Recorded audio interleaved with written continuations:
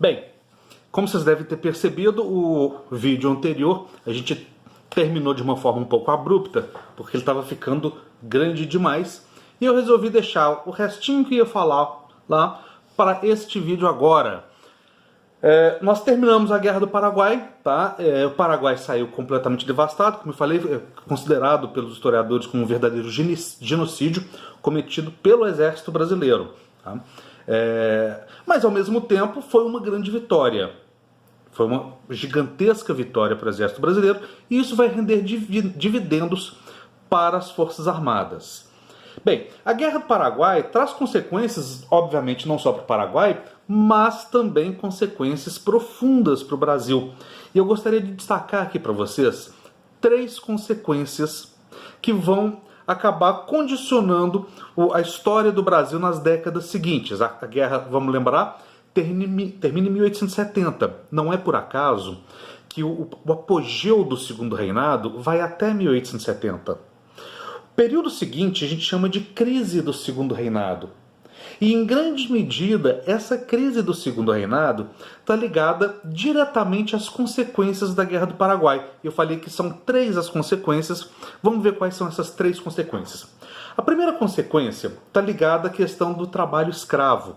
Afinal de contas, o Brasil não tinha uma população livre assim tão grande para mobilizar nesse conflito que durou 6 anos.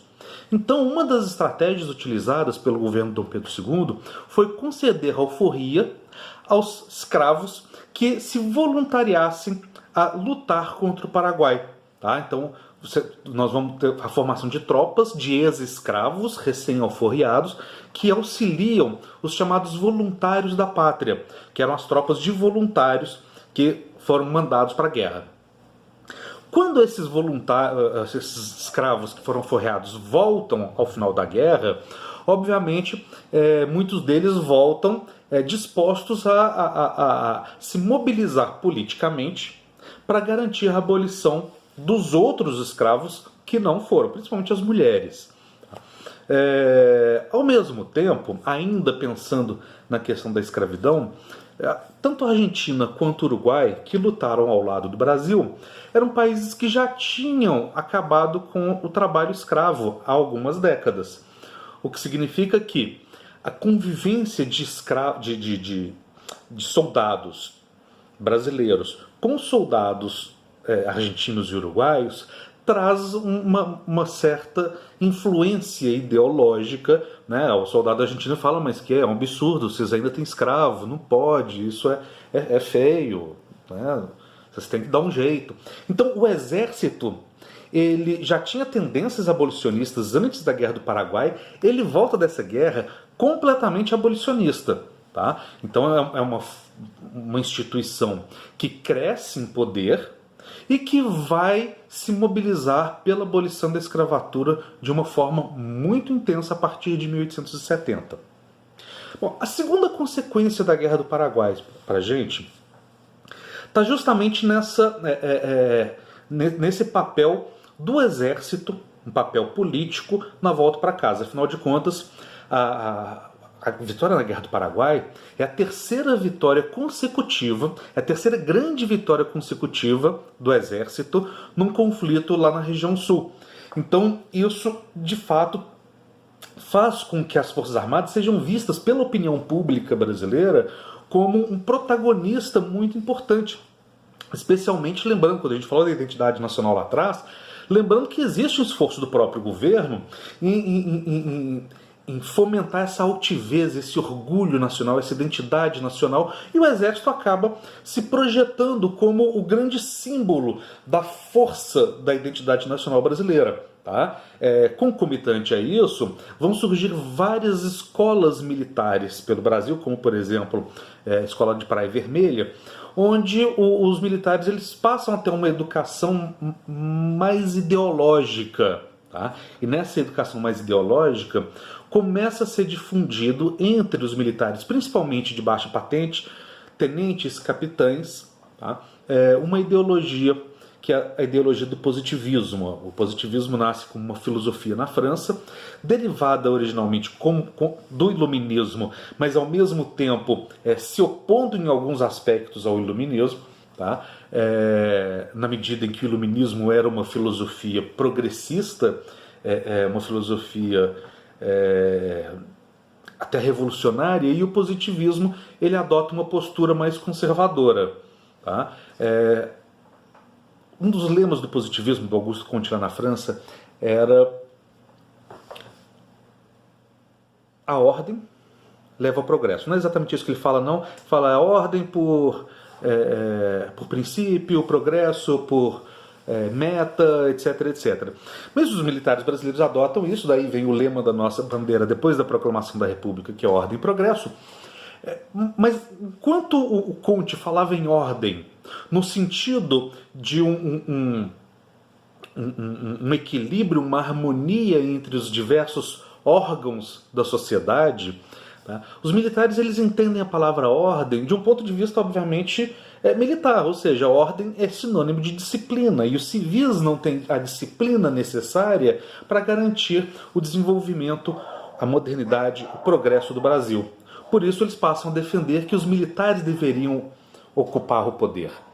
Tá? Isso vai ser muito difundido entre oficiais de baixa patente. Os de alta patente são mais ligados ao governo, são amigos de Dom Pedro II e etc. Mas a difusão desses ideais lá no baixo oficialato vai obviamente influenciar muito o papel que o exército vai ter nas próximas décadas, entre 1870 e 1889. Bem, essa questão, a adoção de uma ideologia por parte do exército, e uma politização do exército, e cada vez mais, principalmente por influência dessa educação nas escolas militares, os militares que eram proibidos de expressar opinião política na imprensa, eles passam cada vez mais a desrespeitar essa determinação legal e vão cada vez mais expressar assim, opinião política. Alguns são presos, outros são censurados, tá? E isso obviamente vai colocando as Forças Armadas brasileiras numa posição de antagonismo à monarquia.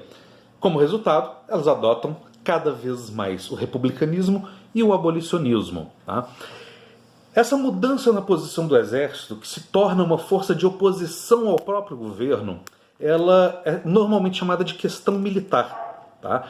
Em 1870 começa essa crise do Segundo Reinado, e em torno dessa crise vão surgir algumas questões. Os livros normalmente falam em 4 questões. A questão militar, que é isso tudo que a gente acabou de falar nesse vídeo. Tá? A questão abolicionista, nós vamos gravar um vídeo daqui a pouco explorando isso de uma forma mais detalhada, mas o próprio nome já deixa claro do que se trata. A questão religiosa, nós vamos falar também daqui a pouco, e a questão eleitoral. Tá? Por trás dessas 4 questões, existe algo que une a todos, que é a ideia de que Dom Pedro II está ficando velho, e em breve ele vai ter que ser sucedido por alguém. Quem será esse alguém? Tá? E as disputas em torno da sucessão e as dúvidas em torno de quem seria um bom sucessor de Dom Pedro II vão unir todos os elementos de oposição, desde os intelectuais republicanos e abolicionistas, passando pelos militares, chegando à Igreja Católica. Tá? Todo mundo está preocupado com a questão sucessória. Então essa seria uma 5ª questão sobre a qual nós vamos falar, e normalmente os livros não tratam, mas caem no vestibular. Tá? Então nós vamos falar dessas 5 questões. E é claro, como pano de fundo de tudo isso, como contexto de tudo isso, nós temos uma terceira consequência da Guerra do Paraguai, que vai enfraquecer profundamente o governo de Dom Pedro II. Lembra, lá no começo do vídeo eu falei que são 3 consequências. A questão do trabalho escravo, a questão do republicanismo entre os militares e o crescimento de um ressentimento contra um governo monárquico, né, que os relega para o segundo plano, mesmo ele se tornando símbolo do sucesso imperialista do Brasil.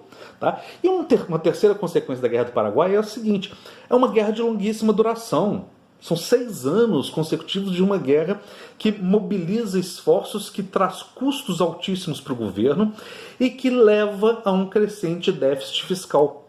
Então, Conquanto a economia do café está indo muito bem, obrigado, a economia pública, ou seja, os cofres públicos, o dinheiro, né, o que a gente chama de erário, os recursos do governo, eles esgotaram completamente, o que leva a um reendividamento do governo e o que leva à necessidade de aumentar os impostos, o que deixa os liberais de cabelos em pé.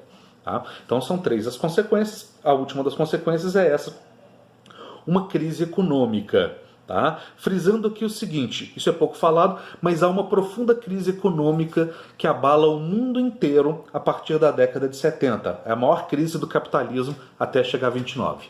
Beleza? Então, nos próximos vídeos nós vamos falar das outras questões que compõem essa crise do império. Até lá!